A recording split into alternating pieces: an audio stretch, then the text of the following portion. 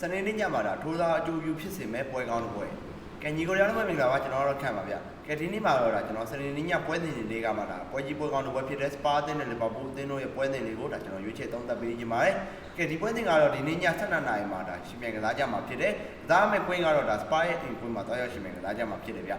ကဲဒီနေ့တဲ့ထည့်တွေ့ဆုံမှုအရာကြည့်မယ်ဆိုရင်တော့ဒါလီဗာပူးအသင်းကတာထားတာကိုတွေ့ရတယ်ဒါပေမဲ့ဒါစပါးအသင်းရဲ့အိမ်ကွင်းမှာသွားရောက်ကစားရတိုင်းဒါလီဗာပူးအနေနဲ့အခက်တွေ့လေးရှိတယ်ဒါနောက်ဆုံးဒါစပါးအိမ်ကွင်းမှာကစားခဲ့တဲ့ပွဲစဉ်ကဆိုဒါစပါးကို1-0ဆိုတဲ့ရလဒ်နဲ့အရေးနေထားတယ်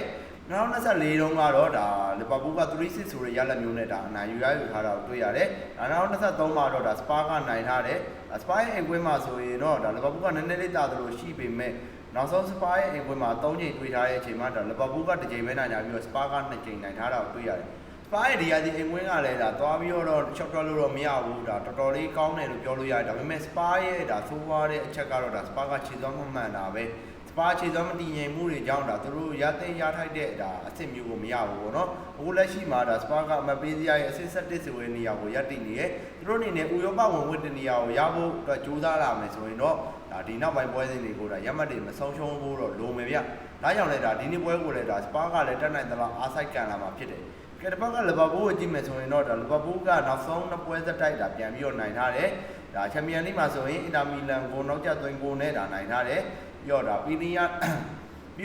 လိပွဲစဉ်မှာဆိုတော့ဒါဘရိုက်တန်ကို2-0ဆိုတဲ့ရလဒ်မျိုးနဲ့ဒါအနိုင်ရယူထားတော့တွေ့ရတယ်ဆိုတော့ဒါလီဗာပူးကလည်းစပါးနီးတိုင်းပဲဒါ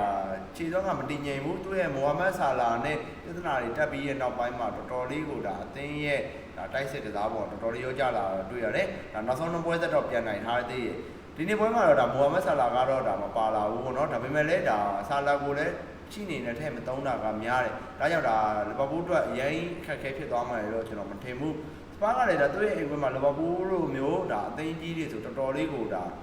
အားဆိုင်ပြီးကန်ထားတာတော့တွေ့ရတယ်ဒါကြောင့်လည်းဒါဒီနေ့ပွဲမှာဒါတော်တော်လေးအကျိတ်နဲ့ရှိမယ်လို့ထင်တယ်ဒီပွဲမှာလီဗာပူးက level 80ရှုံးဆိုရင်ကြီးရမျိုးပေးထားတယ်ဂိုးပေါင်းကြီးတဲ့ကတော့ဟိုလက်ရှိ3-20နိုင်ဆိုရင်ကြီးရမျိုးထွက်ထားတာကိုတွေ့ရတယ်ဆိုတော့ဒါကျွန်တော်ရဲ့အကြိုက်ဆုံးရွေးချယ်မှုကိုပြောပြပါဆိုရင်တော့ဒါကျွန်တော်လီဗာပူး3ပွဲသက်နိုင်သွားမယ်ထင်တယ်လီဗာပူးတို့အနှိမ့်ဆုံးတကူအသာနိုင်သွားလိမ့်မယ်စပါးကောင်းတာမှန်ပေမဲ့လည်းဒါလီဗာပူးကိုရှင်နိုင်လောက်တဲ့အထိတော့မကောင်းသေးဘူးလီဗာပူးနောက်ပိုင်းမှာခြေစွမ်းတွေတည်ငြိမ်နေရဲ့စပါးကဒါ